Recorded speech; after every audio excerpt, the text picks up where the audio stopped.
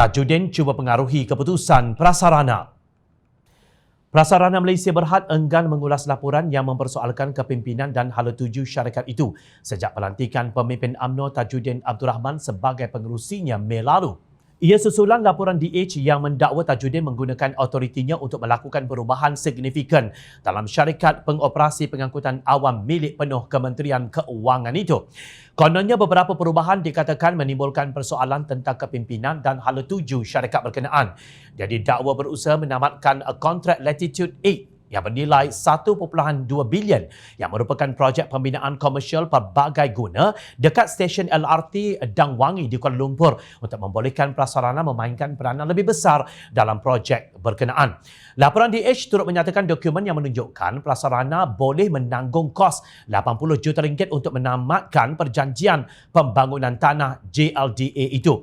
Dokumen itu juga didakwa membayangkan Kementerian Keuangan telah memberi persetujuan lisan kepada Prasarana untuk berpindah ke bangunan baharu dari pejabatnya sekarang di Bangsa. Syarikat terlibat dalam pembinaan Latitude 8 adalah Crest Builder Holdings Berhad dan Intan Sekitar Sendirian Berhad.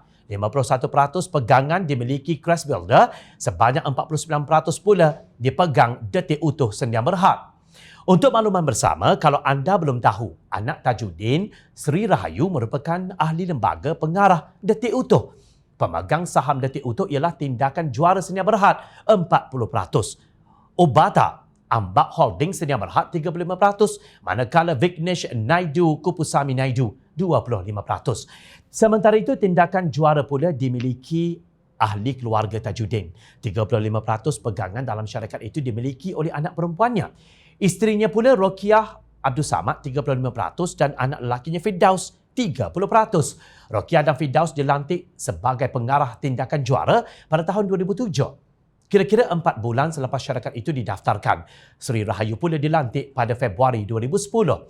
Pada Mac 2012, Crest Builder dan Detik Utuh dianugerahkan projek pembangunan di Dang Wangi itu. Prasarana, pemilik 2.72 ekar tanah di mana projek itu dibina, akan menerima 46.64 juta ringgit atau 21.2% daripada anggaran nilai pembangunan kasar GDV, iaitu kira-kira 220 juta ringgit. Pada mulanya Latitude X dijadualkan dilancarkan 2016 tetapi ia tidak terlaksana. Bagaimanapun, Crest Builder dalam laporan tahunan pada tahun 2019 menyatakan kerja-kerja utama telah pun bermula. Projek itu melibatkan sebuah bangunan 43 tingkat dengan 17 tingkat untuk ruang pejabat dan 418 unit Soho selain kawasan perniagaan. Bagaimanapun, kerja pembinaan dilaporkan tergendala dan dijadualkan dilancarkan semula pada tahun ini. Tetapi sekali lagi tidak terjadi. Pejabat Latitude 8 berkata pelancaran hanya akan dibuat dalam masa 1 atau 2 tahun susulan sentimen pasaran. Pada 16 Disember, laporan akhbar keuangan Malaysian Reserve memetik sumber yang mendakwa Prasarana masuk campur dalam pelantikan subkontraktor untuk projek yang dikendalikan MRCB Josh Kent Sdn Bhd sebagai kontraktor utama. Syarikat itu enggan akur kepada permintaan Prasarana untuk diberi lebih suara. Menurut laporan, ia menyebabkan Prasarana menyukarkan proses pembayaran kepada MRCB Josh Kent. Sumber berkata, individu berpangkat tinggi dalam Prasarana meminta MRCB Josh Kent memberikan pakej kerja yang bernilai agak besar kepada sebuah syarikat lain. Dakwanya lagi, syarikat itu mempunyai kaitan politik dengan seorang tokoh kanan Prasarana, maka menimbulkan isu konflik kepentingan.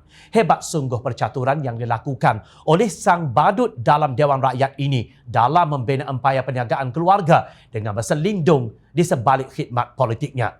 Betul juga kata pakar psikologi, seseorang yang bersikap defensif dalam sesuatu keadaan, kebiasaannya banyak kesalahan yang disembunyikan.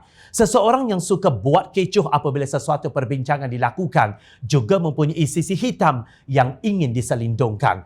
Jadi rasanya rakyat Malaysia yang pernah melabelkan beliau sebagai badut sarkas atau makhluk di zoo negara ketika setiap kali perbincangan dilakukan di Dewan Rakyat tidak lagi perlu berfikir apa yang diselindungkan. Kerana terang lagi kan bersuluh. Itu yang kita tahu, yang kita nampak. Apa yang kita tak tahu. Tetapi ingat, Allah tahu. Tunggulah balasannya akan tiba jua. Ingat YB, rakyat sentiasa memerhati.